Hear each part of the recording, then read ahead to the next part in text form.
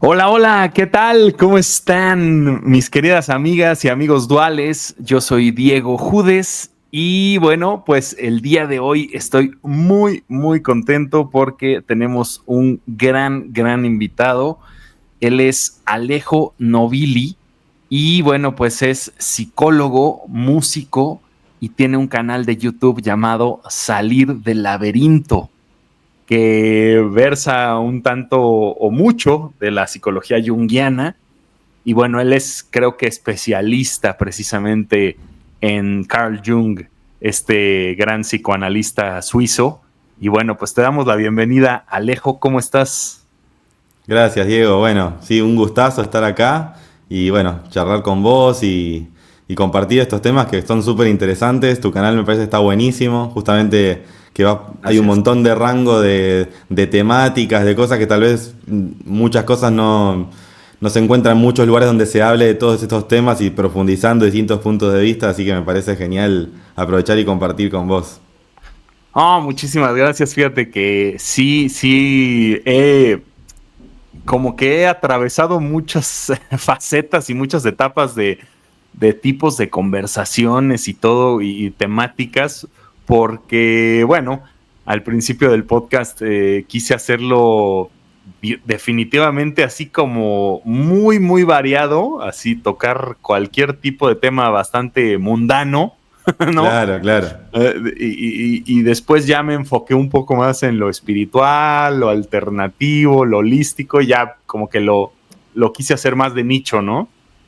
Buenísimo. Pero sí, es bueno, me gusta también hablar de muchos temas en general. Y hablando precisamente de Carl Jung, fíjate que yo, la audiencia lo sabe aquí del podcast de Camino Dual, que yo lo he comentado varias veces que me gusta mucho la psicología y bueno, me formé un tiempo en psicología, me quedé trunco, no terminé la carrera, pero a mí me llamaba mucho la atención la psicología transpersonal de Jung, ¿no? Entonces tú como experto, pues ya nos hablarás del tema, pero antes de todo, mi estimado Alejo, quería yo saber, y bueno, para toda la audiencia que no sepa acerca de tu canal y de quién eres y todo, si nos puedes dar un poco de contexto acerca de esto, por favor. Buenísimo, sí, con gusto. Bueno, sí, como bien dijiste, o sea, soy un músico y además también psicólogo. Tengo el canal de YouTube donde hablo mucho de estos temas. Eh, Primero, durante muchos años me dediqué a la música y o sea, siempre me había interesado la psicología, pero mientras trabajando de músico y bueno, con mi estudio de grabación, tocando con bandas en vivo, dedicándome a eso full time durante muchos años, siempre seguí leyendo cuestiones de psicología hasta que en un momento dije, bueno, si tanto me interesa y siempre estoy leyendo acerca de esto y siempre me estoy interesando en esto, intentando por mi cuenta, dije, ¿por qué no hacer la carrera y no dedicarme a esto también? Y bueno, Claro. así fue que lo empecé a hacer y después me recibí de psicólogo, desde entonces que también trabajo como psicólogo. Y bueno, y en el medio también pasó esto si bien yo ya conocía por haber leído, por haber escuchado cuestiones acerca de la hipnosis, bueno, después de haber hecho la carrera de psicología y ya estaba trabajando como psicólogo, también hice la formación de hipnoterapeuta y también empecé a dar sesiones de hipnosis. Entonces, bueno, un poco todo eso. Obviamente que creo que hay puntos en común entre lo artístico y la psicología, o sea, hay un montón de cosas que comparten como temática, ¿no? Claro. Pero bueno, en mi caso más tuvo que ver con una búsqueda personal de ir, o sea, permitiéndome, digamos, seguir Ajá. mis ganas y mi vocación de decir, bueno, a ver, si me interesa tanto este tema, ¿por qué no estudiarlo? ¿Por qué no dedicarme? Y bueno, a la larga también voy encontrando conexiones entre estas cosas por la práctica misma, por lo que voy haciendo, por lo que voy escuchando. Así que creo que hay un poco el resumen de todo eso, tal vez en mi canal de YouTube lo voy plasmando con los distintos temas de los que voy hablando, justamente hablando de psicología junguiana, de los mitos, de análisis de películas, incluso también de la vida de distintos personajes históricos relacionados a estos temas, de alquimistas, de esoteristas, que me parece que son interesantes sus temáticas porque justamente combinan tal vez lo más espiritual o las experiencias religiosas, teorías acerca de las diferentes visiones del mundo. Ok. Y bueno, y eso desde mi lugar tratar de analizarlo, digamos, no solamente en su contexto histórico, sino también como psicólogo. De bueno, a ver qué podemos entender desde el lugar de la psicología, de comprender de lo que pasa en nuestras mentes, de cómo vemos el mundo. también analizando esas historias, esas teorías, ¿no? Que me parece súper interesante. Claro. Wow, pues es muy variado lo que has hecho y qué interesante este abordaje que haces de la psicología y creo que supongo que como buen psicólogo primero te formaste en el psicoanálisis freudiano, ¿no? O sea, supongo que ese es el inicio y creo que hasta yo mismo en la carrera de psicología primero te dicen, a ver, vamos a estudiar a Freud. Sí, sí, sí. ¿No? Sí, en Argentina particularmente que es muy psicoanalítico. O sea, tal vez hoy en día en todo el mundo, creo que siempre se estudia a Freud porque es inevitable estudiar a Freud, pero particularmente en Argentina, te diría el 99% psicoanálisis, 1% de otra cosa. Okay. Y en el resto del mundo te diría que... o sea, Jung es muy conocido por sus teorías, pero no es tan utilizado o tan enseñado en las universidades. Es más que nada, hoy en día creo que la rama de la psicología que más se estudia y más se transmite es la terapia cognitivo-conductual. Todo Sí. lo que sea, entre comillas, verificable, cuantificable, y en sesiones diagramadas, así con la agenda en mano. Sí, exacto. Que a ver, que para mí está buenísimo, para un montón de cosas, o sea, siempre lo digo porque creo que tiene un montón de puntos súper positivos también esa forma de ver la psicología, pero me parece que quedarse con una de las dos y no pensar en las dos posibilidades como algo que se puede usar para distintos momentos de la vida o para diferentes personas, es como dejar una pata afuera, ¿no? O sea, una parte fundamental afuera. Pero Claro. sí. ¿Cómo te diste cuenta que comulgabas más con la psicología transpersonal? Y también que nos definas, porque creo que también está muy tergiversada esa parte del inconsciente colectivo y distintos conceptos que se utilizan en la Sí, psicología transpersonal, ¿no? Los arquetipos. sí. A ver, de primera instancia, ¿cómo es que te llamó la atención la psicología de Jung? Y cómo quisiste ya abordarlo de primera instancia con tus pacientes y todo este desarrollo. A ver, platícanos, por favor. Buenísimo. Bueno, las primeras veces que escuché y que leí algo sobre Jung fue más por las temáticas que él tocaba. Porque él habla de temas de los que no habla ningún psicólogo, o te diría una minoría, ¿no?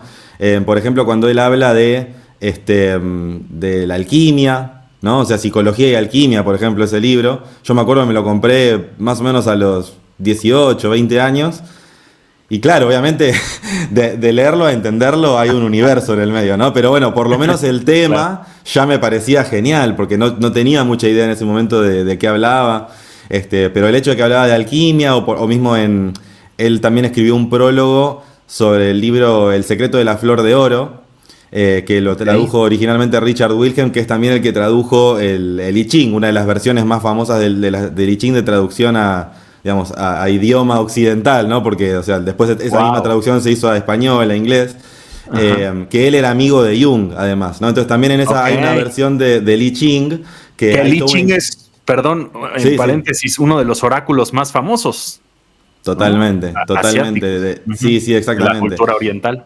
Claro, entonces Jung también hizo una introducción al I Ching, que me acuerdo que la versión que tengo del I Ching era una versión que era de mi papá, de mi viejo, que se lo robé. Que bueno, que en esa versión del I Ching me parece espectacular porque justamente tiene esa introducción de Jung, me acuerdo que tiene una poesía de Borges, tiene toda una explicación histórica, no sé, toda una versión muy, muy buena. Y Sí, sí. eso que había leído de Jung ahí también me había parecido súper interesante.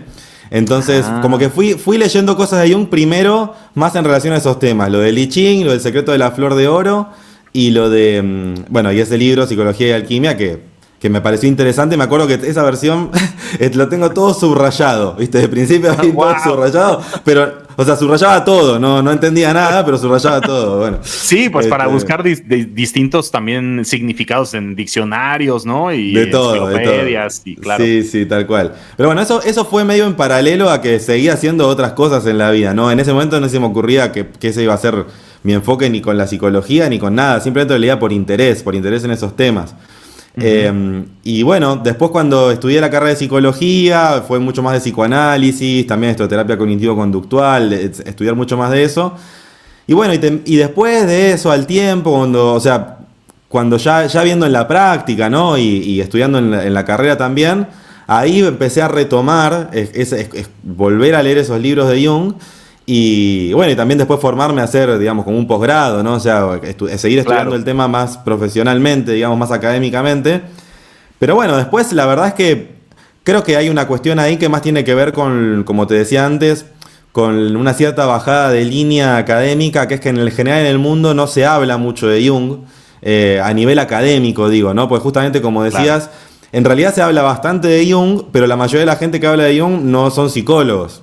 O sea, se habla de Jung porque el arquetipo... Porque está en la cultura popular ya. Claro, como que ya entró en la cultura, inclusive el mismo hablar de inconsciente colectivo. O sea, ese concepto que tal vez todo el mundo lo puede llegar a nombrar o como que alguna vez lo escuchó, pero digamos, es algo que Jung introdujo y que tal vez te diría que lo que la mayoría de la gente dice que es el inconsciente colectivo no tiene nada que ver con lo que dijo Jung. Entonces, exacto, está totalmente tergiversado y malentendido. Claro, pero bueno, en mi caso más tuvo que ver con que habiendo pasado por estudiar distintas teorías, también estudiar mucho de leer y de estudiar Freud, Lacan y de, bueno, como todo esto que obviamente que tiene un montón de puntos súper interesantes, o sea, obviamente que de todo se puede aprender un montón, pero bueno, yo después de mucho tiempo fui encontrando en la teoría de Jung mucho sentido a muchas cosas, ¿no? O sea, a lo que me pasaba a mí, a lo que fui escuchando en los pacientes, a poder entender desde ese punto de vista un montón de temas que siempre me interesaron y que los estudié por mi cuenta porque me habían gustado, simplemente cuestiones relacionadas a lo espiritual, ¿no? O sea, de muchos años de leer del budismo, del hinduismo, inclusive de tradiciones esotéricas, no sé, de Blavatsky, no sé, de Enrique Corbán, bueno, de distintos autores, ¿no? De ir escuchando y leyendo estos temas de Mircea Eliade.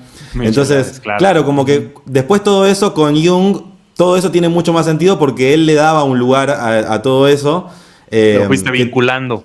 Claro, entonces después vas encontrando todos esos puntos que tal vez, obviamente que uno puede estar de acuerdo, en desacuerdo con distintos autores, pero creo que lo más importante de lo que hizo Jung es que él como que mantuvo su interés o sus ganas de explorar las mantuvo intactas toda su vida. Entonces, cuando él no entendía o algo le llamaba la atención o le pasaba algo a él o a sus pacientes, algo que no podía entender o lo que sea, él investigaba. O sea, seguía preguntándoselo y escribía sobre eso y después se ponía a leer. O sea, entonces todo eso llevó a que él integre en su teoría un montón de conceptos que tal vez otros psicólogos ni se ponen a investigarlo porque como personas tal vez no le dan lugar a eso en su vida, ¿no? Es como ir a, no sé, es como ir a un mecánico de auto y preguntarle, no sé, cómo va a estar el clima al día siguiente. Te van a decir, no, bueno, fíjate en el pronóstico. Entonces, con el psicólogo, capaz que la mayoría de los psicólogos decís, bueno, soñé con esto. Y si no estás interesado en el inconsciente y te interesa otra teoría, tal vez no te importa lo que significa un sueño.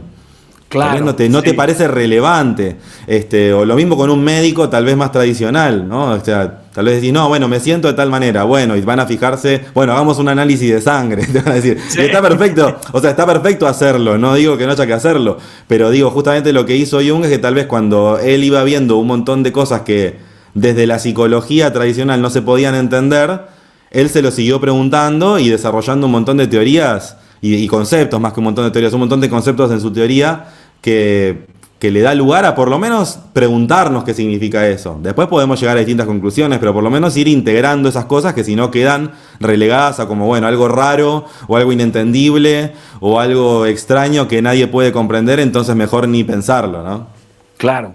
Ahora, a ver, antes de empezar a aproximarnos a estos conceptos tan malentendidos y de pronto tan complejos, quisiera preguntarte, entonces, ¿tú comulgas completamente con la psicología junguiana? Digo, hay cosas que me dices que no estás de acuerdo, que integras otros conceptos de otros psicólogos. ¿Cómo se distancian? Ahorita hablabas, por ejemplo, de Jacques Lacan o de Freud, ¿no? ¿En qué parte se distancian o se diferencian? Que tú mencionabas, ¿no? Y déjenme decirles ahorita como paréntesis que yo conocí a Alejo porque tuve de invitada también a Iris Molina en nuestro podcast de Camino Dual. Son 3 episodios anteriores, que les recomiendo. Por ahí les voy a dejar el link. que vean esa plática con Iris, muy interesante. Y cuando vi que Iris te invitó al podcast, bueno, a sus entrevistas, sus charlas, sus conversatorios, hablaste de un libro que es muy bueno y especial. Aquí se los mostramos a la audiencia de Camino Dual, Recuerdos, Sueños, Pensamientos, que excelente. Es como una de las obras con las que hay que introducirse, ¿no? Un poco a Carl Jung. Tal cual. Aquí viene pues mucho de su vida, ¿no? Un poco de su biografía, ¿no? Que lo hace con esta amiga, ¿no? Con Aniela Jaffe. Sí, una de sus discípulas, digamos. Sí. Tal y cual. Habla también cuando él fue discípulo de Freud, incluso, ¿no? Claro, sí, tal cual, sí. Y cómo cómo se vincula con estos conceptos, pero también cómo se distancia muchísimo de lo que hace Freud, ¿no? Tal cual. Entonces tú dirías que sí comulgas mucho con todos los conceptos junguianos, digamos, en general. Sí. Sí, o sea, te diría que no es que discrepo, o sea, hay cosas como, te diría, muy finas en las que tal vez discrepo. O sea, troncalmente estoy 100% de acuerdo con Jung en cómo encara, o sea, su teoría y los distintos conceptos principales, estoy súper de acuerdo. Después hay, te diría, cuestiones finas de detalles, ¿no? O sea, detalles de que cuando uno se pone a estudiar, a investigar, ya vas diciendo, bueno, sí, esto está bueno como él lo menciona, pero tranquilamente podría ser de tal otra manera, ¿no? O sea, como que uno también se pone a ver por su práctica, por lo que vamos haciendo, lo que vamos reflexionando, también por nuestras experiencias de vida, los autores que vamos leyendo, ¿no? O sea, es inevitable que vayamos haciendo conexiones que tal vez el autor o la teoría que uno estudió más, tal vez no está de acuerdo. Pero en mi caso sí, creo que como decías, bueno, tal vez cuál serían las diferencias principales con Freud o con Lacan. O sea, te diría que, a ver, a nivel teórico, el concepto principal que diferencia a Freud y Lacan de Jung tiene que ver con cómo conciben al inconsciente. Esa es la parte teóricamente más importante, que en realidad te diría que es el primer concepto donde están muy en desacuerdo. Y también en relación a la sexualidad, o sea, cómo se piensa la sexualidad, porque, bueno, que va de la mano con la concepción del inconsciente. Pero principalmente sería esto, que es que en la teoría freudiana, cuando se habla de inconsciente, se habla de lo que Jung llama el inconsciente personal. O sea, cuando Freud hablaba del inconsciente, siempre hablaba de contenidos reprimidos, siempre Freud habla de que cuando nacemos somos como una tabula rasa, entonces como que se nos va llenando como de información desde chicos, ¿no? Como que vamos formando nuestro inconsciente en esos primeros años de vida y que después todo lo que experimentamos en el resto de la vida se relaciona con lo inconsciente vivido en esos primeros años de vida. Entonces Jung lo que explica es que esa faceta del inconsciente, que él lo llama inconsciente personal, es solo una parte de lo que hay en el inconsciente. Entonces él dice que el inconsciente no está concebido solo por el inconsciente personal, sino también por una parte que es el inconsciente colectivo. Que cuando él habla del inconsciente colectivo se refiere a una especie de memoria, o sea, no sería tal vez tan literal dicho de esta manera, pero algo así como una especie de memoria genética, una memoria del humano, ¿no? Como una especie de memoria transgeneracional, ¿no? Como de las vivencias del ser humano a lo largo de las generaciones, en donde hay símbolos, hay imágenes, hay mitos que van transmitiéndose de una manera inconsciente a lo largo de las generaciones, digámoslo así, como si fuera justamente como pasa tal vez a nivel físico, como decir que el cuerpo humano tenemos X cantidad de dedos, de ojos, de nariz, de lo que sea. De la misma forma hay ciertos símbolos, ciertas imágenes, ciertos mitos que se transmiten en una especie de memoria, te diría, física, corporal sería, ¿no? O sea, él no lo dice en términos etéricos o misteriosos o como de una red universal o algo así. No, él dice que hay algo ahí como se que distancia, heredamos. ¿no? Ahí se distancia, supongo, de esta creencia precisamente que tenemos de que el inconsciente colectivo está como en un éter, ¿no? En el como Akasha, una Matrix, digamos, como la Matrix, ¿no? Sí. De lo que hablaba Jacobo Greenberg, ¿no? Exactamente. Esa matriz donde permea la información. Tal cual. O sea, Jung no habla de eso. No, en ningún momento dice algo así, no lo plantea en esos términos. Eso no significa que uno no pueda ser la conexión entre los temas si uno tiene ganas, o sea, cada uno es libre de pensarlo como quiera. Las asociaciones Exacto, o sea, podemos hacer la asociación que tengamos ganas, pero Jung jamás dijo eso. Entonces, pero está bueno tenerlo en cuenta porque justamente él no lo habla en relación de algo transpersonal o de una cuestión invisible entre los seres humanos, sino de que esa información que es genealógica, digamos, del ser humano, esa más memoria como genética, ¿no? Genética, digamos. claro, eso se relaciona en realidad justamente con cómo él concibe a lo que sería el sí mismo, que es como el centro de uno mismo, el centro de la personalidad, que él justamente, por eso ahí tiene sentido que él dice que eso es hacia adentro, ¿no? Porque si es hacia adentro, es algo que está en nosotros, y es que a partir de esa conexión con uno mismo y con esa raíz, digamos, del inconsciente, para llamarlo de alguna manera, es que uno se conecta con esa misma inconsciencia, pero digamos, de esa misma faceta del inconsciente que están en todos los demás. Pero no porque sea una red invisible, sino porque está literalmente en cada persona. Claro. Ese sería el punto, ¿no? Que cuando uno va hacia ese punto interno de esa conexión con esa memoria, entre comillas, universal, digamos, en el ser humano, el que lo escucha, por ejemplo, para dar un ejemplo más concreto, ¿no?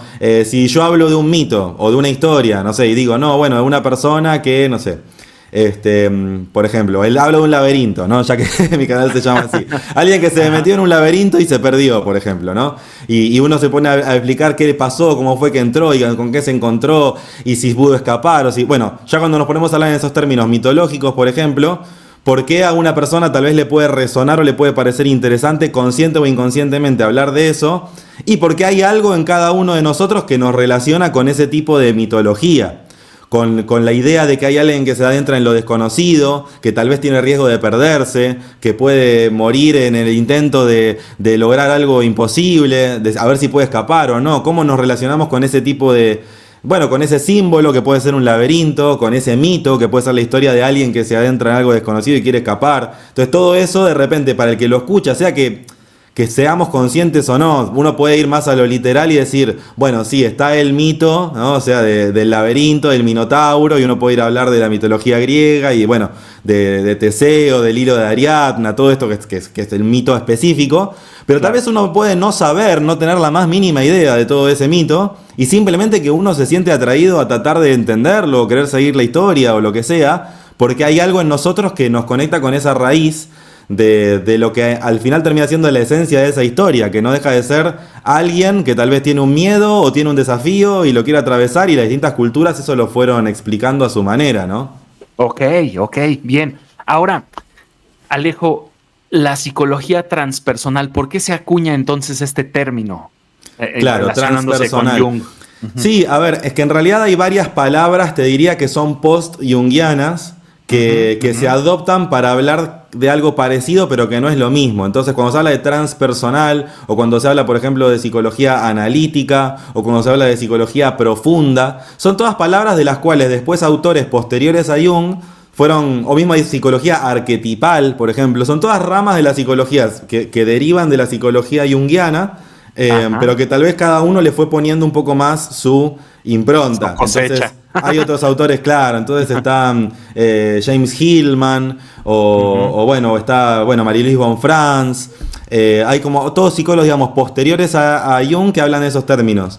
Jung, la verdad es que en ningún momento, él tampoco hablaba de psicología junguiana en realidad, o sea, él hablaba de psicología analítica, y después cada autor fue subiéndose, digamos, a distintos términos para hablar de cuestiones similares, ¿no? Pero más que nada tiene que ver con la concepción de tomar algunos puntos o teorías de lo que habló Jung y desarrollarlo más para ese lado.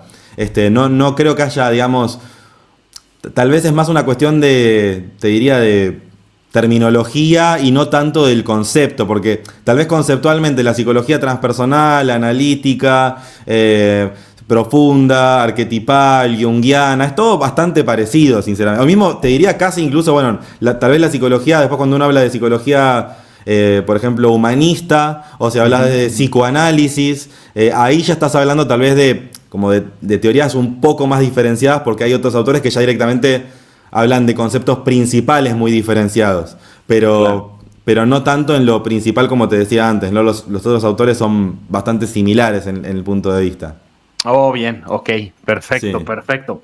Ahora, a ver, abordando estos conceptos, ya hablamos un poquito del inconsciente colectivo, ahora los arquetipos también, que también de pronto nos cuesta trabajo entenderlos así claramente. Sí, Por ejemplo, esta relación de los arquetipos de la sombra y del héroe, a ujú, ver, platícanos un poquito de esto, que es interesante, perfecto. por Sí, favor. bueno, cuando Jung habla de los arquetipos, él de lo que habla es de los contenidos del inconsciente. ¿No? O sea, cuando él habla del inconsciente, dice, bueno, el inconsciente personal y el inconsciente colectivo, él hace esta diferencia entre lo personal, lo que sería los residuos, digamos, lo que queda de esas experiencias que tuvimos en la infancia, por ejemplo, y que quedó reprimido, ¿no? Por cuestiones, o inclusive por cuestiones culturales, ¿no? Decir, bueno, uno nació en tal país, le contaron tales historias, hablamos en tal idioma, bueno, todo eso, lo que conlleva todas esas cuestiones tiene que ver con lo personal. Y después en lo que es el inconsciente colectivo, ya ahí se une con una cierta memoria no tan fácilmente clasificable, ¿no? Como que cuando hablamos de un símbolo o hablamos de Claro. un mito, justamente lo que habló Jung y le desarrolló mucho es que cuando, o sea, para poder darle un peso teórico, un peso a su visión de la psicología, él dice que es totalmente verificable la existencia del inconsciente colectivo. Lo que pasa es que tal vez eso suena raro para decir cómo va a ser cuantificable el inconsciente colectivo. O sea, como que uno se imagina que es algo como invisible, gigante, y él nunca habló de eso. Él lo que dice es, por ejemplo, cómo se puede explicar que en las culturas más diversas de todo el mundo, de las distintas épocas, se habla de los mismos mitos, se habla inclusive de los mismos símbolos, y culturas que nunca o sea, que nunca entraron en contacto entre sí. Porque uno puede decir, no, uno puede ir por la línea hipotética, más antropológica, decir, no, bueno, es que tal cultura migró a tal lado y después migró a tal otro. O sea, uno puede ir por ese lado, pero digamos, llega un punto en el que ya estamos hablando de culturas que están separadas por miles de kilómetros, por miles de años. Entonces, no es solamente una cuestión de tratar de ir al origen de no, al final era que todos veníamos del mismo lugar del mundo. Sería, digamos, no tiene tanto que ver con eso, sino con ver que, por ejemplo, una persona en una cultura aborigen de una parte del mundo y una persona, por ejemplo, de la cultura cristiana en otra parte del mundo, otra época, de repente cuando se habla de la religión o de una visión en relación a lo divino o de una experiencia de conexión con el universo o como quieras llamarlo, de repente cuando se ponen a hablar de ese tipo de cosas, tal vez describen las mismas imágenes, tal vez describen las mismas historias, tal vez no con la misma palabra en el mismo idioma, pero tal vez te van a hablar, por ejemplo, ya que estamos, de la dualidad, ¿no? O sea, entre luz y oscuridad, por ejemplo, ¿no? Luz Hablando y del sombra. camino dual. Claro, exactamente. Entonces, de repente eso lo vas a encontrar siempre. Entonces, por eso es que cuando Jung habla de estas cuestiones, dice de los arquetipos, porque el arquetipo tiene que ver con estructuras primordiales, ¿no? Estructuras que están en todos los seres humanos y que van más allá del tiempo y del lugar donde uno nació. Entonces, por ejemplo, cuando se habla de la sombra o cuando se habla del arquetipo de Dios o como decías antes, del arquetipo del héroe, esto tiene que ver con que en las distintas culturas, en los distintos lugares y los distintos tiempos, siempre se hablan de estas cuestiones tan troncales, incluso en los sueños de cualquiera de nosotros o en cuestiones creativas, en símbolos que surgen creativamente, visiones, lo que sea. Siempre están esos, como digamos, esos temas, ¿no? Como esas temáticas, esas expresiones, que obviamente que tienen su ropaje, como dice Jung, como el ropaje de cada cultura y de cada tiempo, pero que esencialmente es el mismo el mismo símbolo, la misma historia, la misma representación, como decíamos, ¿no? El bien y el mal, la luz y la oscuridad, o mismo cuando se habla de Dios, bueno, más allá de qué sea, se habla de ese concepto. O por ejemplo, se habla de X imagen, ¿no? Diferentes imágenes, símbolos, animales, gráficos, en cuanto me refiero a grafos, ¿no? Como de dibujos que aparecen en distintas culturas. Entonces, por eso se habla de los arquetipos. El arquetipo sería lo que mejor describiría o lo que más fácilmente nos permite empezar a entender lo que son los contenidos del inconsciente colectivo.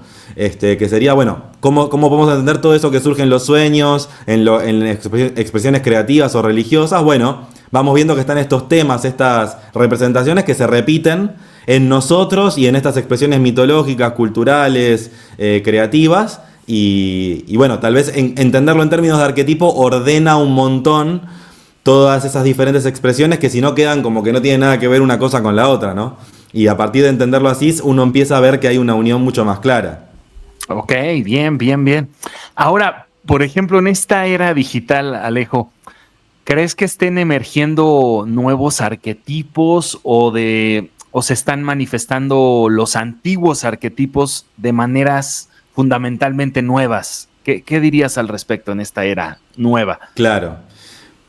Mira, arquetipos nuevos, no, sinceramente, creo que seguimos con lo mismo desde siempre. Pero sí esto que decís como del ropaje, ¿no? La expresión del arquetipo va cambiando. Mira, por ejemplo, hay un libro muy interesante del cual no sé por qué no se habla mucho, pero bueno, que es interesante por lo menos para conocerlo, que es uno de los últimos libros que escribió Jung, que se llama sobre lo que se ve en el cielo, sobre las luces que se ven en el cielo, bueno, hay distintas traducciones, que tiene que ver con los ovnis. O sea, uno de los últimos libros que escribió Jung es sobre los ovnis. ¡Wow! No sabía. Claro. Y bueno, pero es interesante porque justamente él habla de que es una nueva mitología. O sea, él describe todo lo que tiene que ver con los ovnis, el fenómeno ovni, que encima, cuando él escribió esto, o sea, antes de los años 70, o sea, imagínate la información que había de ovnis en ese momento comparado con ahora. Ahora ya directamente, bueno, explota información por todos lados. Pero en el caso de él, ya con lo poco que se había hablado en ese momento, él hizo una investigación, recopiló todo lo que pudo de todos los diarios, de lo que había salido en ese momento, de las fotos, de las explicaciones, de los testimonios, de todo, y escribió ese libro. ¿Y por qué te lo cuento? Pues justamente me parece que está muy bueno como él lo encara, por lo menos como semillita que él dejó ahí y que se podría aplicar perfectamente a un montón de cosas de las que se hablan ahora, que tiene que ver con justamente con cómo él concibe toda esta nueva expresión de lo que es el fenómeno ovni, porque él habla de que es una mitología. O sea, ¿una mitología en qué sentido? Cuando habla de mitología no tiene que ver con si es verdad o si es mentira, sino con qué representa a nivel psicológico para nosotros la necesidad de explicar de esa manera lo que está pasando, ¿no? Entonces, por ejemplo, cuando él habla de cómo es por ejemplo, ¿no? Para dar un caso de las cosas que él menciona ahí, habla de que una de las formas habituales de cómo se ven los ovnis, una de las formas, o por lo menos la más característica, es como la del platillo volador, ¿no? Como de un círculo, como de un círculo con otro círculo adentro, como una forma circular en general, ¿no? También habla después de otras formas, pero digo, como la representación clásica del ovni, ¿no? Entonces él, por ejemplo, para hablar de eso, él, como suele hacer Jung, y eso me parece muy divertido de cómo lo hace, que es que él no se va a poner a explicar o tratar de decir, sí, el ovni es verdad, porque en esta foto se puede ver bien que tal cosa. No, él nunca va a hablar de eso. O sea, claro, él te va a decir, bueno, a ver, ¿y por qué el ovni? ¿Y por qué esa forma? Y está buenísimo lo que hace, porque él te dice, bueno, a ver, porque simbólicamente el círculo, por ejemplo, ¿qué representa históricamente en la cultura? La totalidad significa. Sí. Entonces, por ejemplo, cuando queremos representar a Dios, o como en muchas culturas se representa a Dios o algo sagrado, por ejemplo como el círculo alrededor, bueno, de Cristo, ¿no? Cuando se pone el halo solar, o cuando es un círculo dentro de otro círculo, siempre se está hablando es una de las formas representativas de algo divino, como decirte, de Dios o de algo relacionado a la divinidad, de una manera u otra en las distintas culturas. Entonces, claro, él lo que va explicando, que tiene que ver con cosas que él habla en Psicología y Alquimia, también en otros libros, que es que en realidad, con el paso de las décadas, en el siglo XX, todo lo que sería la mitología que más fue rigiendo durante varios siglos fue el cristianismo, y que en realidad lo que pasa con el cristianismo es que se queda corto mitológicamente hablando. Entonces, por eso él habla mucho de la alquimia, porque digo que se queda corto, como él lo describe. Él habla mucho de que en el cristianismo hay algunos arquetipos que están muy bien expresados, muy bien desarrollados, pero hay otros de los cuales no se habla o se menciona prácticamente nada, entonces queda desequilibrado el psiquismo ante esas representaciones. Por ejemplo, lo sagrado femenino, por ejemplo, ¿no? Eso lo habla muy bien, muy interesante como lo habla Marie-Louise Bonfrance, que es una de las que también era que también otra psicóloga analítica que también fue discípula, digamos, de Jung, ¿no? De Jung. Okay. Que ella eso lo explica espectacular. También la esposa de Jung, Emma Jung, escribió un libro que es sobre Ánima y Animus, que habla muy bien de esto. Pero bueno, es justamente cuando se habla de la alquimia, por ejemplo, que Marie-Louise Bonfranzo explica mucho de que la alquimia como mito es mucho más completo que el cristianismo. Más que nada se refiere a esto, a que en la alquimia se habla muy claro de la polaridad hombre-mujer, de lo masculino y lo femenino, de la luz, de la sombra, de lo creativo y de lo racional. Bueno, todas estas polaridades, todos estos conceptos, digamos, de esa polaridad en el cristianismo está, digamos, muchísimo más potenciado en lo que sería lo masculino, ¿no? La simbología de lo masculino y de lo solar. Y generalmente fijémonos cómo es culturalmente lo lunar, ¿no? Como el lunático, o sea, el que está loco es el lunático, ¿no? Entonces, o la mujer, la única concepción de la mujer en lo, digamos, entre comillas, relacionado a esto que estamos hablando, sería como la mujer como la madre, la madre sagrada, ¿no? Como la Virgen María, que es una de las facetas del desarrollo del psiquismo femenino. No es que es una parte que no exista o que no se pueda concebir. Pero todo lo que más tiene que ver con las facetas anteriores, ¿no? O sea, como del desarrollo del psiquismo a nivel, digamos, de lo femenino, ni se nombra o se considera, como decirte, más parecido a algo que hay que rechazar, o como problemático, o como algo que hay que evitar, ¿no? Que como potencialmente negativo. Entonces queda desplazado. Entonces lo que pasa con todo esto es que por dejar tan de lado a la sombra, a la parte, digamos, a lo desconocido o a la conexión con, te diría, con lo creativo, con lo, inclusive con lo sexual, ¿no? O sea, toda esa faceta que queda tan reprimida en el cristianismo principalmente, pero digo, en lo religioso, hace que después el psiquismo vaya a buscar razones, explicaciones o símbolos en otro lado. Porque no tiene, es como justamente esa idea digamos, de tradicional, ¿no? Digo, ortodoxa, de la represión, ¿no? La represión del pensamiento, la represión de las emociones, de pensar en tal cosa, de hacer tal otra, ¿no? Como muy ortodoxo. Esa idea que durante tantos siglos se creyó que iba a llevar a algo positivo, que es lo que se puede ver hoy en día, digo, lo podemos pasar el mismo tema a todo, a lo político, a lo social, ¿no? O sea, cuando se intenta reprimir, es lo peor que podés hacer, digamos, ¿no? Porque a la larga termina explotando 20 veces peor que si le das lugar, por lo menos, a considerarlo. Entonces, por eso es que menciono esto del libro de Jung, porque justamente Jung lo que va explicando en ese libro sobre los ovnis es que de tanto que reprimimos concepciones tan troncales que tienen que ver con darle lugar en nuestro psiquismo a lo que, por ejemplo, la concepción de qué es Dios, tratar de preguntárnoslo, hace que vayamos a buscar explicaciones en otras cosas, ¿no? Entonces por eso dice cómo está el desarrollo de los ovnis, de ese símbolo, de verlo en el cielo. O sea, ¿por qué en el cielo? Bueno, porque relacionamos el cielo con la divinidad, inconscientemente. Claro. Entonces, él hace todo un análisis simbólico de eso, pero ¿por qué te lo digo? Porque creo que justamente el ropaje que va tomando todas estas expresiones hoy en día, tal vez puede ser desde los medium, desde las canalizaciones, que son cosas que existen desde hace siglos igualmente, ¿no? Pero tal vez todo esto que va surgiendo, mismo el tarot, por ejemplo, ¿no? Los oráculos, que ahora está como mucho más potenciado que hace unas décadas, tiene que ver con esto, con la necesidad de darle lugar a todos estos fenómenos que siempre sucedieron, pero que cuanto más nos enfocamos en esta visión racionalista de la vida, ¿no? De decir, bueno, todo tiene un sentido, o esta visión económica de la vida, ¿no? Como de lo cuantificable. Entonces, todo es plata, todo es calcular el tiempo, ser productivos, o sea, todo esto, ¿no? Sí. Como que en ese mundo, fijémonos que más allá de lo que tengamos ganas de creer o no, termina siendo inevitable que, bueno, la mayoría de la gente entonces se enfoca así, no, a ver, la bolsa subió un punto, bajó, vendí, compré acciones, llegó la noche y ¿qué hace la mayoría de la gente? Y o sale y se pone... Se olvida. Se pone en pedo, como decimos en Argentina, se pone borracho. Sí. O después justamente, bueno, o al final cuando ya no sabes qué hacer y bueno, vas a que te tire las cartas, el tarot. Sí. O sea, cuando ya no sé qué hacer, recurro a estas cosas, ¿no? Y bueno, es como inconscientemente es lo natural de ir a buscar explicaciones en otro lado, ¿no? Claro. Fíjate que ahorita, justo hablando de Jung y el tarot, esta asociación, me recomendaron un libro de Sally Nichols. No sé si lo has escuchado, el de Jung. Excelente ese libro. Sí. Excelente. Muy bueno ese libro. Sí, justamente ahora yo estoy. Sí, sí, yo hace rato que vengo haciendo una investigación grande con eso. Seguramente en algún momento publique algo de ese tema, porque ese libro me parece buenísimo, pero, o sea, ese libro más tiene que ver con entender los arquetipos del tarot desde la visión junguiana, ¿no? O sea, no tanto el uso del tarot, sino los arquetipos. Pero está espectacular, o sea, ese libro está muy bueno, realmente. ¿Lo estás leyendo ahora? No, ya lo leí hace tiempo, sí. Okay. No, está muy bueno. Tiene sus años ese libro, pero está muy bueno.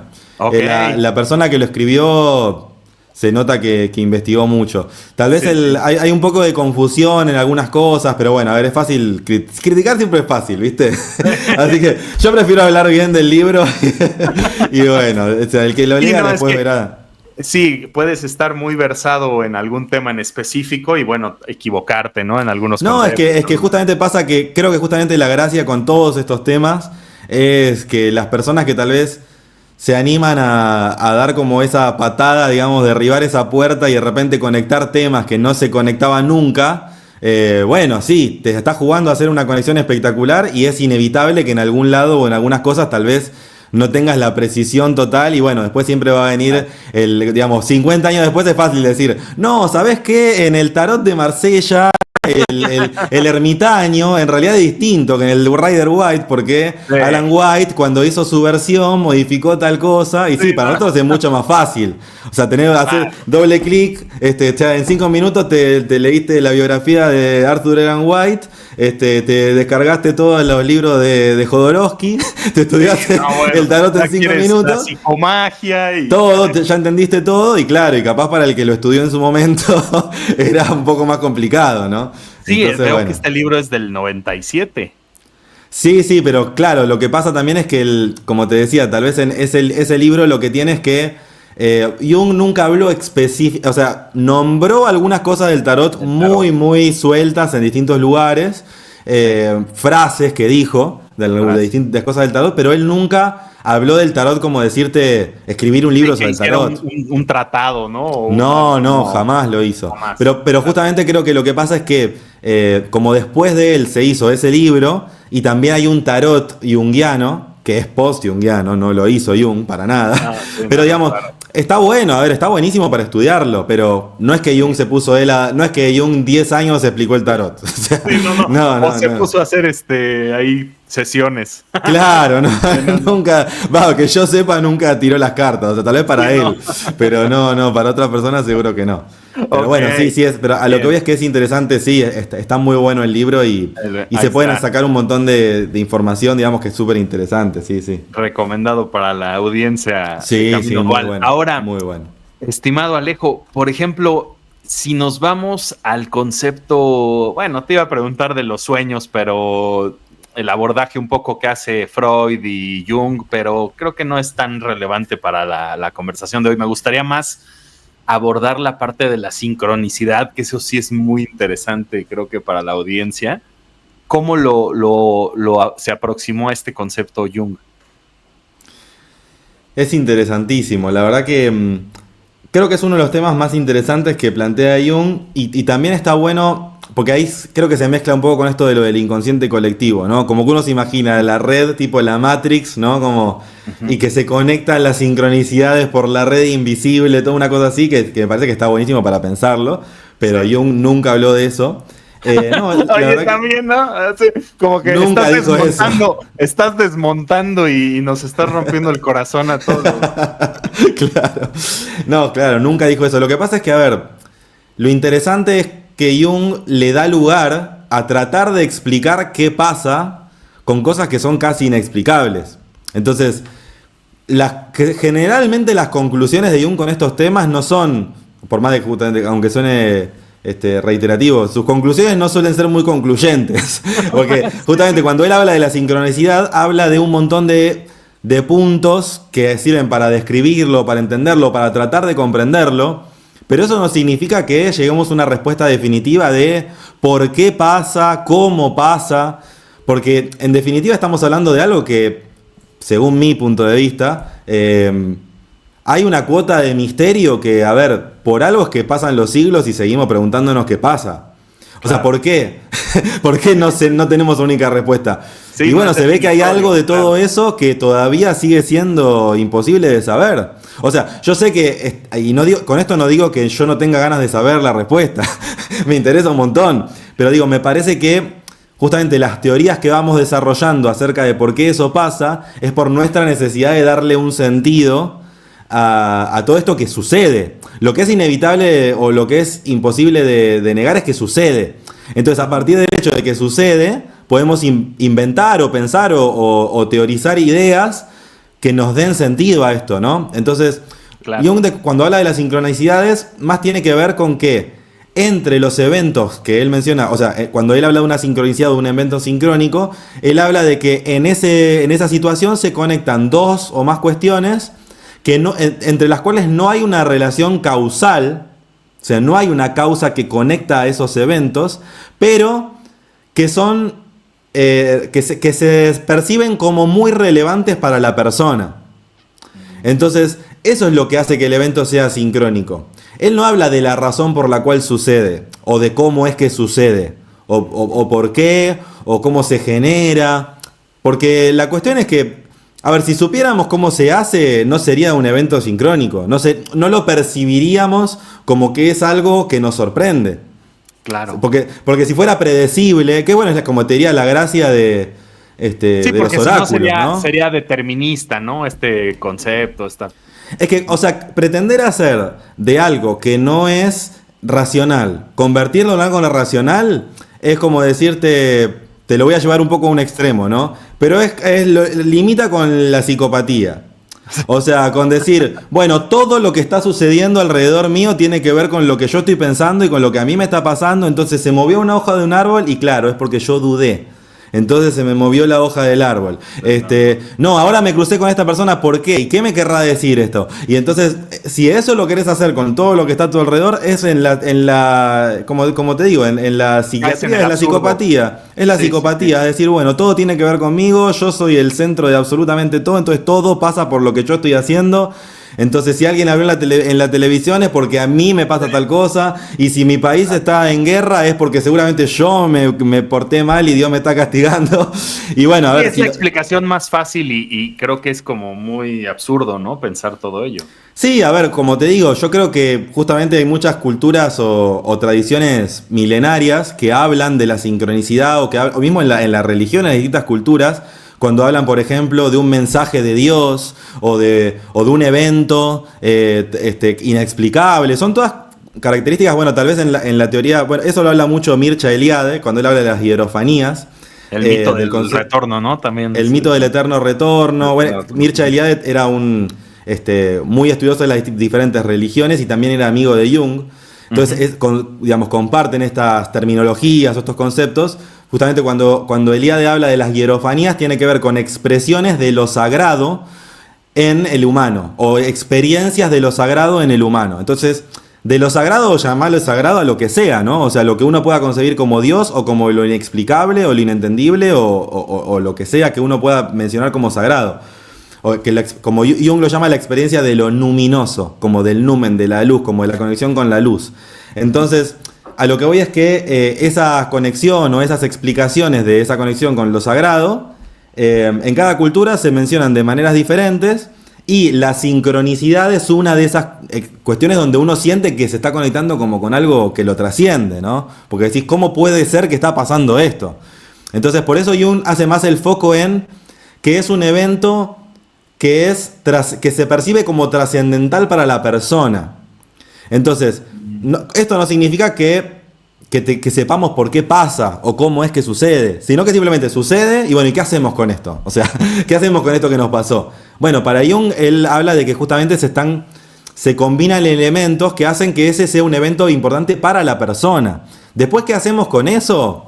Bueno, podemos abrir, digamos, la charla y decir, bueno, ¿y qué hago con esto que me pasó? ¿Y por qué es relevante para mí? ¿Y por qué? A ver, justamente cuando habla Mircea Eliade, habla de las hierofanías, habla de justamente cómo, te diría que él mismo lo menciona en términos de que las religiones están hechas en base a las hierofanías de las distintas épocas, ¿no? Entonces de repente tal personaje histórico dice, bueno, recibí un mensaje divino, o vino un ángel y me dijo tal mensaje, o me pasó que percibí... No, todo eso son como...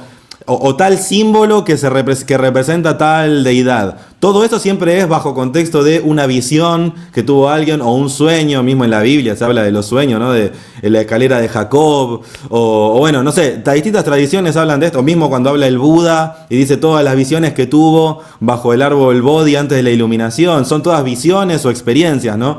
Son siempre cuestiones que tienen que ver con ese estado, digamos... medio entre lo racional y lo irracional, ¿no? Como entre la realidad y la mitología, llamémoslo así.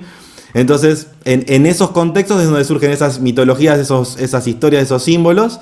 Y bueno, la sincronicidad es una de esas expresiones, uno de esos momentos donde uno siente que hay una conexión entre lo sagrado o entre lo atemporal y lo temporal cronológico, ¿no? Entre la vida del día a día.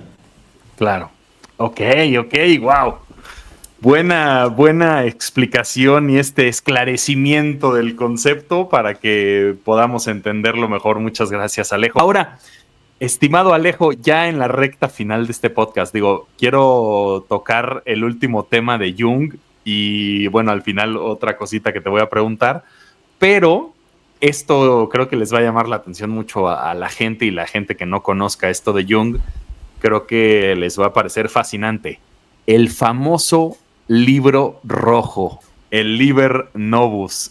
Tú ya lo has leído. Esto fue denominado por Jung como, pues, ¿qué será? El Liber Novus, ¿por qué? El libro nuevo era un manuscrito, una serie de ilustraciones, un compendio de ilustraciones que además fuera publicado casi 50 años después de su muerte, ¿no? En 2009.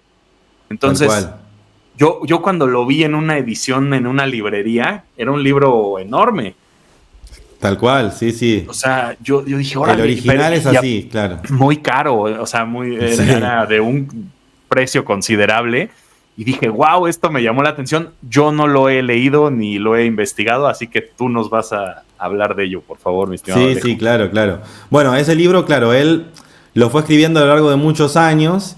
Y se publicó hace poco tiempo justamente porque él no quería que se publicara en vida.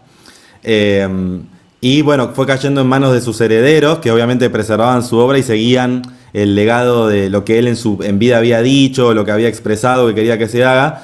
Pero bueno, con el paso de las décadas también muchos estudiosos de la obra de Jung fueron, digamos, hablando con la familia y mostrando que, a ver, llegó un punto en el que ya era relevante que eso se publicara. Porque lo que pasaba con Jung es que él, o sea, te diría que toda su teoría, todo esto que hablamos de los arquetipos, del inconsciente colectivo, del inconsciente personal, todo esto, las sincronicidades, todo esto, digamos, tiene que ver con lo que a él le pasó como persona, no solamente con lo que él teorizó.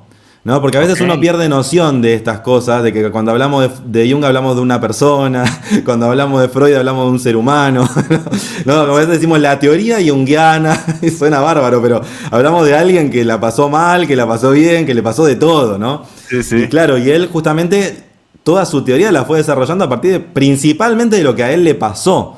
Después también de lo que le pasó a sus pacientes, pero justamente mucho de lo que a él le pasó lo fue plasmando en ese libro, en el libro rojo, que en realidad el libro rojo te diría que es la versión como más refinada de algo que él iba escribiendo en otros libros anteriores, manuscritos, inclusive ahora se publicó también lo que se llaman los libros negros, que son como uno de esos libros anteriores al libro rojo, porque él, digamos, lo que él hacía y lo que hizo durante muchos años fue ir escribiendo como si fuera un diario, digámoslo así, de sus sueños, de ideas que él tenía, visiones, pensamientos, experiencias, de todo, y él iba llevando un registro de lo que él iba pasando, y en un momento determinado él se dio cuenta de que eso que él estaba expresando le tenía que dar un formato casi como de una especie de libro sagrado, digámoslo así, ¿no? Como de una obra de arte prácticamente. Y claro, él fue de a poco, cuando él fue conectándose con mientras a él le pasaba esto, que digamos, las experiencias que él describe en el libro rojo más que nada tienen que ver con una etapa de su vida, que fue justamente el momento en el que él se separó, digamos, de Freud, ¿no? O sea, cuando Jung empezó a hacer su historia después de haber formado haber parte sido discípulo, ¿no? De Freud. Claro, sí, que a ver, era un poco discípulo, pero no era tanto discípulo, era más, te diría, colegas, pero como él era más joven, quedó un poco... En realidad era como la idea de Freud es que Jung era como una especie de discípulo selecto, como ideal, de que él tenía que seguir el legado, y en realidad nunca estuvieron 100% de acuerdo. Pero bueno, pero sí que era como una especie de relación, digamos, de maestro o discípulo. Algo así. O sea, Jung nunca consideró a Freud un maestro para nada, pero sí que Freud lo concebía, lo pensaba Jung como que iba a ser como el que iba a seguir su legado. Y por eso porque lo eligió. Si era 30 años mayor Freud. Claro, porque también tenía esa diferencia de edad, entonces era como... Bueno, y además que cuando Jung empezó su carrera, Freud ya era bastante conocido, o sea, ya era una eminencia. Sí. Y obviamente que él respetaba muchísimo todo lo que hablaba sobre el inconsciente, Freud, pero discrepaba. Entonces, bueno, a lo que voy con esto es que Jung, en el momento en el que dejó de estar asociado con Freud, tuvo todo un periodo de... como decir, de mucho conflicto interno y conflicto con el resto, porque justamente toda la gente que seguía a Freud, en ese momento era ilógico que alguien o sea, que el que era como el discípulo elegido por Freud, Freud fue el que propuso que Jung sea el primer presidente de la asociación psicoanalítica, ¿no? de la primera escuela, digamos, la primera asociación internacional analítica. El primer presidente fue Jung porque Freud lo propuso. Claro. Entonces era ilógico que en ese momento, en el momento en el que estaba en pleno auge el psicoanálisis, Freud vivo todavía, y que él era el presidente, era ilógico para alguien así de repente renunciar y encima estar en desacuerdo y hacer otra cosa. Era sinónimo de que digamos, el 90% de la gente que lo conocía y lo respetaba nunca más le hable directamente. Sí, era una decisión muy traumática, ¿no? 100%. Entonces, claro, en ese momento él tuvo un periodo de varios años, unos 2 o 3 años, donde tuvo mucho conflicto, o sea, conflicto en el sentido de que él no se sentía bien con él mismo, que tenía sueños recurrentes, visiones, que estaba como deprimido, no quería estar en contacto con los demás, en los lugares donde antes él podía hablar, no podía hablar con nadie porque ya no le daban el lugar que le daban antes, siguió enseñando, daba clases en una universidad, pero de repente por épocas dejó de darlo, tenía pacientes, pero ya no era como antes, digamos, fue mutando mucho. Y en todo ese periodo fue donde él escribió la parte central del Libro Rojo, que tiene que ver con las visiones que él tenía, con los sueños que él tenía, con cómo él iba explicando lo que ahí le pasaba. Entonces, claro, él durante muchos años no quería que eso se publicara, porque no se iba a entender lo que él les había hecho en ese momento. Era más una cuestión por ese lado. Él decía, si yo publico esto, él además tenía una rigurosidad cuando escribe en sus libros, como una rigurosidad, digamos, una idea de ser lo más científico, entre comillas, posible, en el sentido de ser preciso con lo que está diciendo, conceptualizar, dar fuentes, referencias. O sea, él nunca, cuando habla en un libro de él, en toda su bibliografía, él nunca dice, y esto lo pienso porque me pasó tal cosa, o porque yo soñé tal cosa, ¿no? Y qué paradójico suena, porque Jung es de lo más volado que podemos entender, ¿no? Digamos. Tal cual. Pero sí, claro, como que él desde su punto de vista siempre quería ser lo más claro y lo más preciso en la teoría, ¿no? O sea, en dar un sentido y dar cientos de referencias bibliográficas, de explicar esto lo habló tal otro autor en tal otro lado, incluso con conceptos de los que él habla un montón. Siempre cita a los autores que antes hablaron de ese mismo tema. O sea, trata él nunca de sustentarlo fundamentalmente, ¿no? Claro, él nunca él nunca dice que la fuente principal de lo que él está explicando es su experiencia personal. Claro. Él siempre habla de un montón de otras referencias, de distintas culturas, de otros psicólogos, de antropólogos, de todo, inclusive de sueños de pacientes, ¿no? Entonces, por eso él no quería de repente en el medio publicar un libro que era con unos dibujos y con unas explicaciones de que apareció tal personaje y que se puso a hablar. No tenía sentido, o sea, a él le daba, digamos, miedo de alguna forma que no se entendiera, que no se pudiera interpretar eso que a él le pasaba. Y la verdad que creo que estaba bastante acertado, porque incluso al día de hoy sigue siendo raro. O sea, imagínate en ese momento, ¿no? Pero por eso fue que se tardó tantos años en publicar. Pero bueno, esa es un poco la idea de lo que escribió. del libro. ¿Y rescatas algo importante de ese libro? O sea, ¿hay algo algún concepto que quieras mencionar? Y yo creo que lo más interesante, más allá o sea, más allá del contenido en sí mismo, creo que está buena la propuesta, que él también se lo hacía como propuesta a sus pacientes, ¿no? O sea, así como él estaba haciendo su libro rojo, él le proponía a sus pacientes que hicieran algo parecido, ¿no? Entonces cuando él, por ejemplo, decía, no sé, algún paciente tuvo un sueño o alguna emoción durante el día que no entendían por qué la tenían, o algún problema que habían tenido, él siempre les decía, tratá de expresarlo de alguna forma artística. Fíjate si lo podés pintar, si lo podés dibujar, si podés escribir acerca de esto. La expresión que te resulte más familiar o más cercana, no importa. Él no hacía énfasis en el valor artístico de la cuestión, sino de la expresión. Entonces, él justamente, por ejemplo, una de esas ideas era, si soñabas algo y después lo recordabas, bueno, puede ser escribir ese sueño, pero después ir expandiéndolo. Entonces, por ejemplo, él decía que la técnica la llama amplificación, ¿no? Entonces, por ejemplo, alguien soñaba X escena. Entonces decía, bueno, dibujalo o pintalo. Entonces, una vez dibujado o pintado, después era, bueno, y seguí desarrollándolo. A ver cómo sigue esa historia, ¿no? O sea, y si sigue la historia, ¿cómo sigue?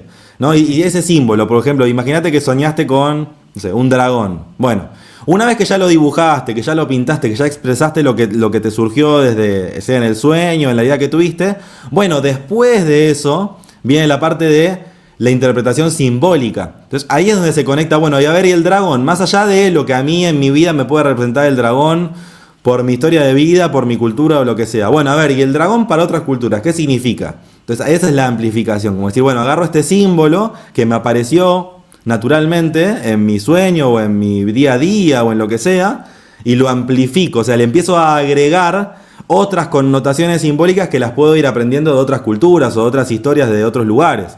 Entonces ahí uno empieza a agregar información, entonces claro, le empezás a dar más sentido a esas imágenes, a esas historias que van surgiendo naturalmente en cada uno de nosotros, ¿no? Y que son totalmente personales la manera en la que surge, ¿no? Entonces eso creo que es tal vez yo diría lo más importante o lo más valioso según mi punto de vista del libro rojo, porque eso es lo que él hizo él mismo, con él. Entonces claro, él tenía esa visión y pintaba eso y te explicaba. Claro. Era una especie como de confrontación con su propio inconsciente, ¿no? En estas ilustraciones y toda esta parte. Exacto. Y me lleva a pensar un poco, que te lo iba a preguntar hace rato que lo descarté, pero esta interpretación precisamente de los sueños que ahorita mencionabas, que a lo mejor la distinción que se hace con Freud es que Freud lo llevaba al plano sexual casi siempre, ¿no? De la interpretación de los sueños, sí, ¿no? Esta representación fálica o el receptor, ¿no? Con la energía femenina. Y exacto, Jung va mucho más allá con los símbolos. Claro, porque Freud justamente hablaba, siempre relacionaba a Freud todo, absolutamente todo, con más que nada por su concepción del inconsciente. Su concepción del inconsciente era que lo que está en el inconsciente son contenidos que están reprimidos, y siempre lo represivo él lo relacionaba con la sexualidad.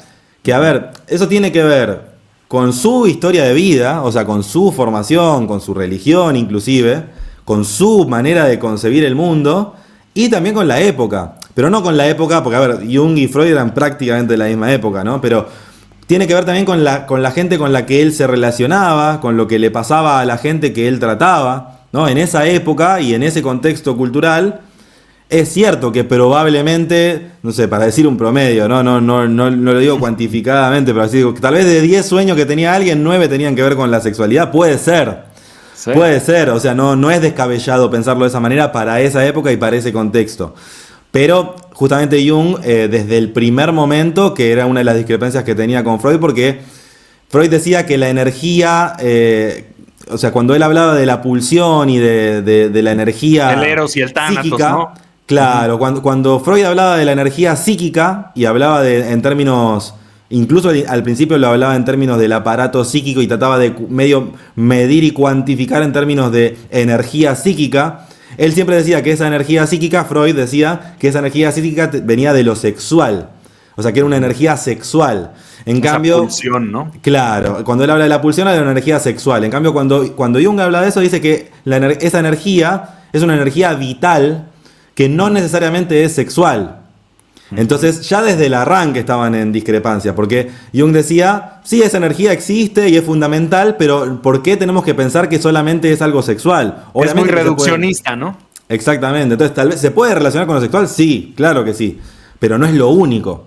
Entonces ese es el tema, ¿no? Entonces ya ahí simbólicamente ya discrepaban, porque tal vez cualquier cuestión que se podía percibir como un contenido que estaba reprimido, siempre Freud iba a relacionarlo con lo sexual.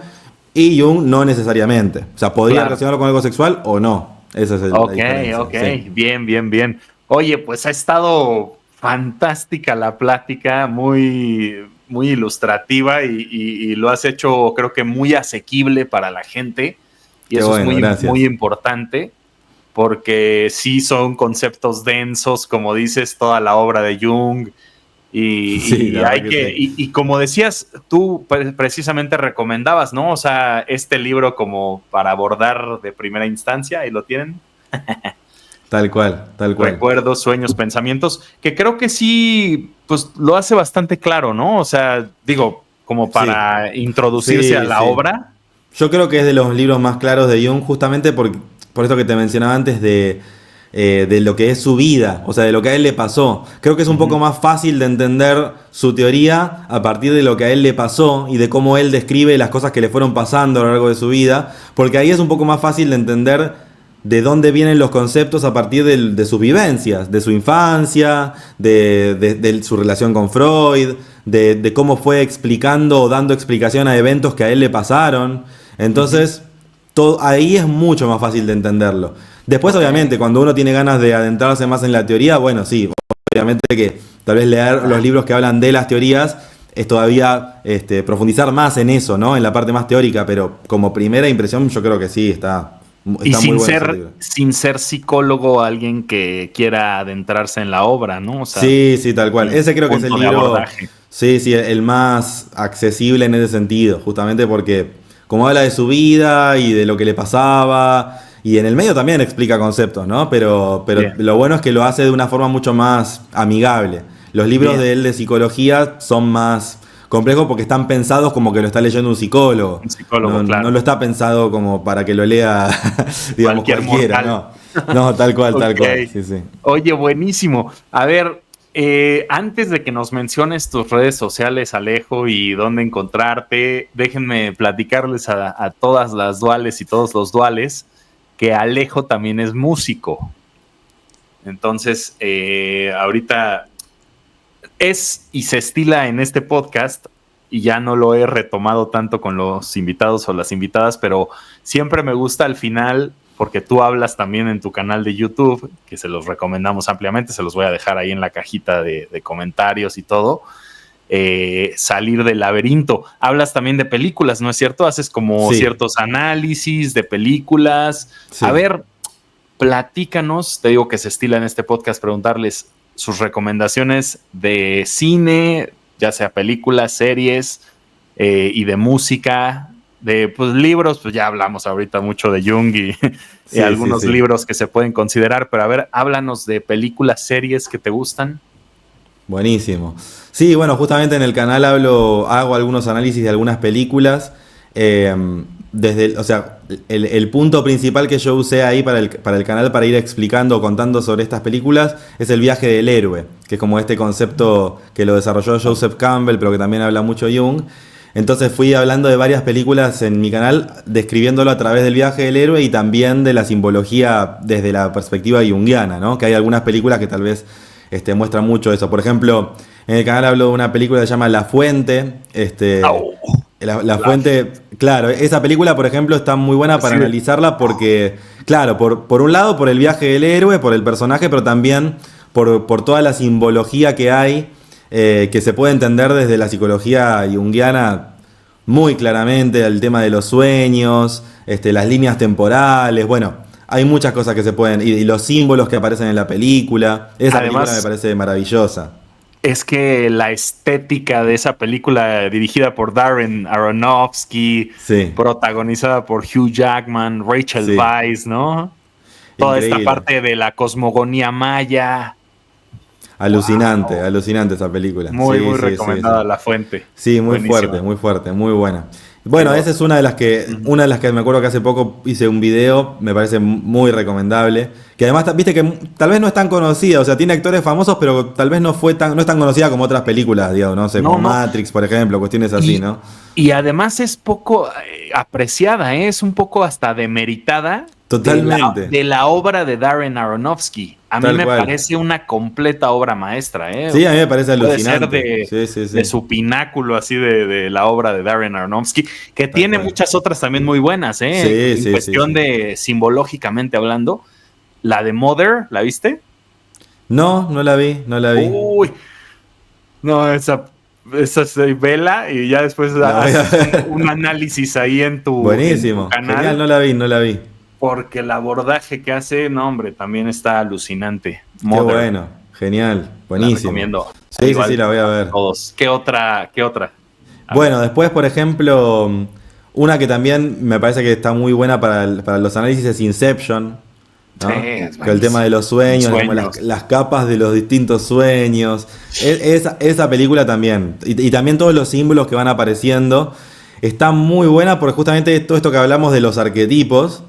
Ahí está muy bien mostrado. Todo esto de los sueños, ¿viste? Cuando es el sueño adentro del sueño y adentro del sueño. Y como que cuando está cada vez más adentro es como más profundo a nivel inconsciente también, ¿no? A mí me ha pasado como en dos capas. O sea, en un sueño haber despertado de otro sueño. No sé si a ti te ha pasado. Sí, como de despertar, pero que todavía estás soñando. Todavía te queda despertarte. Sí, o sea, dices, ¿qué onda? O sea, estoy aquí en la matrioshka, ¿no? Así tal cual. Mundo sobre mundo, está durísimo eso, está muy bueno ese de origen. Cual. ¿Qué otra te gusta? ¿Qué otra serie? Por ejemplo, series en Netflix o en alguna otra de streaming. Bueno, ¿sabés qué de series? La que me gustó, que vi hace poco, es la de ¿cómo se llama esta novela? La de Gabriel García Márquez. La de la más famosa de su libro. Sí. Ay, ahorita se me fue el nombre a mí también. Yo lo empecé a leer, 100 años de soledad, ¿no? 100 años de soledad, ahí está. Sí. Esa serie, por ejemplo, me parece que está muy buena. Okay. Muy buena, porque, bueno, creo que justamente el peligro de cuando se hacen series o películas de algo tan famoso es que uno diga, no, la verdad que esto no está a la altura. No, pero esa serie, además calculo que van a seguirla, porque hasta ahora hicieron solo una parte de la historia. Okay. Pero me parece que está muy buena. Y tiene mucho que ver con lo que hablamos de alguna forma, porque, bueno, todo ese estilo de escritura que tiene que ver con el realismo mágico, ¿no? Como y todo lo simbólico de lo surreal, de cómo está expresado lo surreal por lo menos en cómo escribía él. ¿No? Como que esos eventos que son surreales tienen una carga simbólica fuertísima. Me parece que está muy bueno, o sea, muy, muy bien mostrado, muy bien ambientado. ¿Plataforma de streaming? Esa está en Netflix. Esa está en Netflix. Fíjate que yo empecé a leer 100 años de soledad, pero me pareció medio denso y ya lo dejé. Renuncié. Claro. No, la verdad que la serie en ese sentido está muy buena. Está buena. A lo mejor aproximarse con la serie podría ser muy buena. Me pareció que tiene un clima, o sea, está muy bien mostrado. Me gustó mucho. Sí. Yo soy más de series de ciencia ficción. Bueno, está genial. Yo las últimas que vi, que dije, wow, la de Severance, no sé si la viste No la vi, pero sí, o sea, vi de que existe, digamos, pero no la vi, sí. No, hombre, esa también juega con lo psicológico, son como thrillers así psicológicos, cada episodio y todo, trata un poco precisamente de la escisión entre el mundo de lo laboral, o sea, cuando vamos a hacer algo que no nos gusta tanto, ¿no? O sea, como ir a trabajar etcétera. Claro. Y la parte de la vida fuera, ¿no? Entonces, claro. Hombre, la premisa de la serie esa está muy bien llevada, o sea, tiene una estética visual así la puesta en escena de toda la serie es increíble, o sea, recomendamos esa mucho, también Severance. Buenísimo. ¿Qué otra? ¿Música? A ver, platícanos. Con la música gusta? Es difícil porque son muchos años de la música. Pero bueno, a ver. ¿Cómo iniciaste? ¿Qué te gustaba de niño? Ahorita bueno, mira, te podría decir que de las bandas, tal vez de la banda principal, te diría que pasan los años y sigue siendo de mis bandas favoritas, es los Doors, The Doors. Es como que The Doors pasan los años y como que cada vez tiene más sentido para mí esa banda, ¿no? Fue la primera banda de la que fui fanático, de comprarme todos los discos, de escuchar todo, de leer todo, de conseguirme los libros que hablaban del tema, ¿viste? Ver los documentales, todo lo que se podía conseguir. Y bueno, creo que, o sea, musicalmente Además, sí. Jim Morrison era un poeta hecho y derecho, ¿no? Él leía mucho a los poetas malditos, ¿no es cierto? Sí, a Rimbaud, Baudelaire, y también bueno, y él era muy fanático de William Blake también. De William Blake, claro. Pues sí, Y de las Aldous puertas de la Huxley. percepción, ¿no? Claro, Aldous Huxley de William Blake era muy fanático, y bueno, justamente William Blake que era que tenía visiones, ¿no? O sea, que todos sus libros eran totalmente relacionados con lo que hablábamos de Jung, ¿no? Que Jung también habla de William Blake, o sea, lo nombra, porque justamente tiene mucho de esta simbología en las visiones que él tenía y en los libros que escribió, del bien y el mal, de los ángeles, de la luz y la sombra. Y bueno, que creo que Morrison tomó de eso muchísimo. O sea, que se ve que a él le pasaba, ¿no? También le pasaban sus cosas, pero digo, como que tomó mucho de esa simbología porque le resonaba mucho.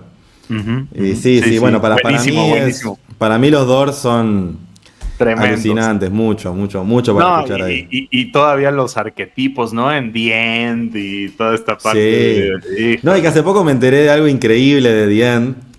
A ver, dinos. Para mí agranda la leyenda, no la chica para nada. Porque viste que The End, a ver, es una canción que tal vez por lo más representativo de que quedó en el tiempo es porque tiene como el mito edípico, ¿no? Como que habla del momento en el como que mata al padre y como que quiere tener relaciones sexuales con la madre. Como el momento clímax de la canción es eso. Sí. Pero claro, para mí lo que lo hace más mitológica todavía es que el tema él en realidad lo escribió por una separación de una novia que él tenía. Okay. O sea, cuando él habla de The End, y él dice como el fin de nuestros planes, que nunca más te voy a volver a ver a los ojos y todo eso, él habla de una relación de pareja que él tenía. Pero ¿por qué digo que agranda la leyenda? Porque a ver, uno diría, bueno, al final era de la novia, ¿viste? Pero no, para mí justamente me parece que lo hace más grande todavía, porque es de algo que a todos nos puede pasar, ¿no? De una relación de pareja, te separás, puede pasar, pero el tema es lo más épico que te puede pasar en toda tu vida. Entonces, claro, fíjate al nivel de la raíz simbólica que tal vez empezó como que estaba deprimido porque se separó de la novia y terminó hablando de Edipo en el mismo tema, ¿viste? O sea, lo llevó lejísimo el tema. Entonces, como que me parece genial eso también, que él hace, bueno, Morrison con los Doors en general, ¿no? Pero eso de cómo con una obra artística podés llevar a una expresión totalmente trascendental lo que te pasó, ¿no? ¿Por qué que te haya pasado algo en tu día a día o con tu pareja o lo que sea? ¿Por qué eso no puede ser algo mitológico o mega trascendental, ¿no? Depende de cómo uno se lo toma, cómo uno lo expresa. Y eso por eso te digo que me parece que agranda la leyenda. Sí. No, y es que también en la cultura pop, por ejemplo, en esta escena de Apocalypse Now, ¿no? No sé si la viste. Que también aparece, ¿no? Increíble. Es como soundtrack así de. Sí, buenísimo. De música a mí, los Doors, Pink Floyd a mí me encanta. Pink Floyd también. De bandas ya por terminar, ¿te gusta alguien? Mira, de las bandas te digo más modernas, tal vez te diría que la que más me gusta por lejos es Radiohead, que tampoco es tal vez la más moderna, ¿no? Ya tiene sus años, pero creo que Radiohead es probablemente la mejor banda de estos últimos años, ¿no? Por lo menos a nivel de la discografía, la cantidad de cosas tan distintas que hicieron, ¿no? Porque tienen sus hits totalmente radiales y después tienen unos discos recontra locos, musicalmente, ¿no? Y los instrumentos, las melodías, todo. Y también, bueno, y Thom Yorke, el cantante, también. Se nota que es un tipo que investiga mucho y que también es muy sensible. O sea, todo lo que explica que cuenta en sus letras, todo me parece. Sí, yo lo recomiendo, me encanta, sí. Fascinante la obra de Radio, que también favoritos de Pink Floyd, ¿no? Mucho. Tal cual, sí. Oye, pues ha estado fenomenal la plática con Alejo Novilli, Nobili, Sí, ¿verdad? Nobili o Nobili, sí, sí. Nobili, ok. Oye, pues, si quieres mencionarnos, por favor, Alejo, tus redes sociales, dónde encontrarte, todo, por favor. Buenísimo. Bueno, sí, sí, a ver, por mi nombre me pueden encontrar en Instagram para seguirme a mí o el canal mío en YouTube, Salir del Laberinto. Eh, Ahí en el canal va a ver que subo, por lo menos todos los meses subo videos nuevos de estos distintos temas que venimos hablando. Y tal vez ahora lo más reciente como novedad de lo que vengo haciendo es el libro que publiqué, que igual si querés lo podemos hablar en otro momento, pero por lo menos para que sepan que justamente hice un libro sobre, que tiene que ver No, con la psicología.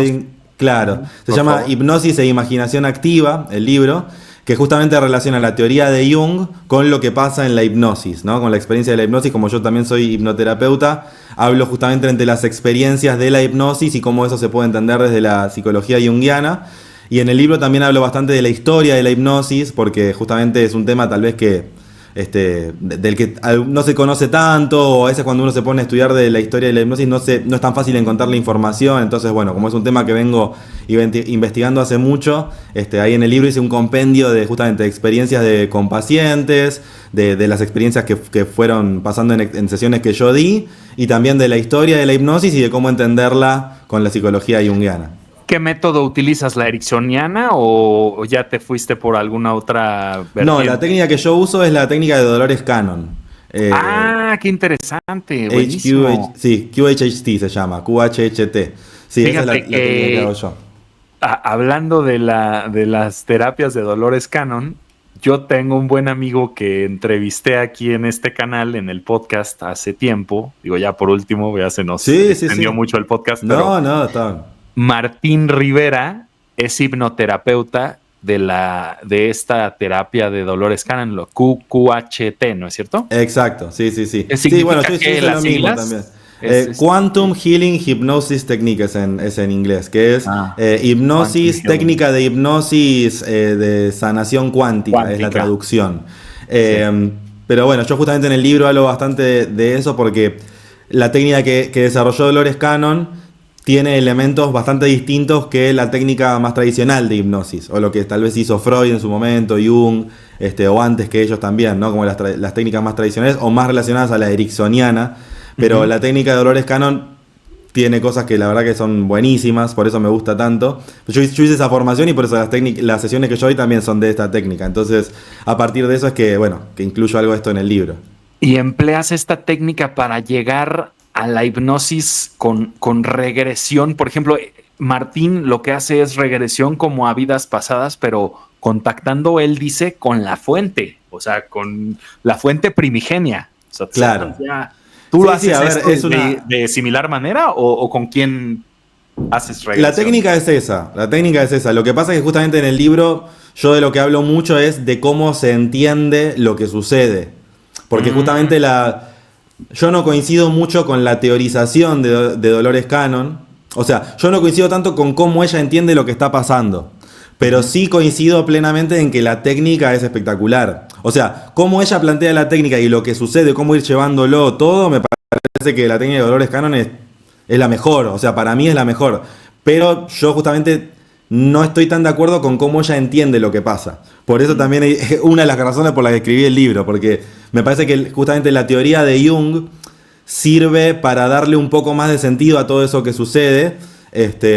Cómo se conecta la teoría junguiana con esas experiencias.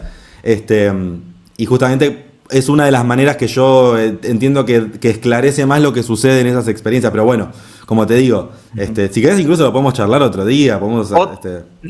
Te vamos te lo menciono a así porque emplazar. Sí, Espera. dale. Te vamos a emplazar para que un próximo episodio, digo, en unos meses o algo, si quieren, lo van a dejar ahí en la cajita de comentarios aquí la gente, la audiencia de Camino Dual, para que si quieren que platiquemos con Alejo a profundidad de este tema, de la hipnosis y de lo que trata su libro, ahí pónganlo en la cajita de comentarios, ¿no? Buenísimo, me encantó. Sí, lo hacemos para un próximo episodio. Buenísimo. Y bueno, pues algo más que quieras agregar en Instagram, ya lo mencionaste, cómo te encuentran. Instagram, todo, ¿no? sí, exacto. Y el canal de YouTube y el libro, que obviamente si después les interesa lo podemos charlar. El libro está en Amazon, se consigue, se envía a todo el mundo versión física o digital, te lo puedes descargar también de Amazon. Pero sí, obvio, lo podemos, si les interesa, otro día lo podemos charlar. Ahí Pero sí, está, eso. ahí está. Ahorita ya por lo pronto nos despedimos de este episodio, de este podcast de Camino Dual. Yo soy Diego Judes. Tuvimos de invitado a Alejo Novilli del canal Salir del Laberinto. Y bueno, pues él es psicólogo, es músico y bueno, pues un especialista también y versado ampliamente en la obra de Jung, este gran psicólogo suizo. Y bueno, pues también si quieren ahí contactarlo, voy a dejar en la cajita de descripción sus redes sociales, su canal de YouTube. Y bueno, pues muchas gracias, Alejo. Gracias de nuevo, Diego. Gracias por la invitación. Un lujo, estuvo buenísimo. Y bueno, les mando un saludo a todos los que estén escuchando, viendo. Y bueno, ya ojalá nos veamos prontito, de vuelta. Claro que sí. Pues para un próximo episodio, déjenlo ahí en la cajita de comentarios, denle me gusta, suscríbanse, compartan el canal. Y bueno, también investiguen ahí mucho de lo que habla Alejo, muy interesante en su canal de YouTube, los análisis de películas, pues de todo lo que habla Alejo en su contenido. Y bueno, pues muchas gracias por vernos. Hasta el próximo episodio, mi estimado Alejo, que estés muy bien. Y bueno, hasta la próxima, mis queridos duales, mis queridas duales. Bye Nos bye. vemos, gracias. Gracias.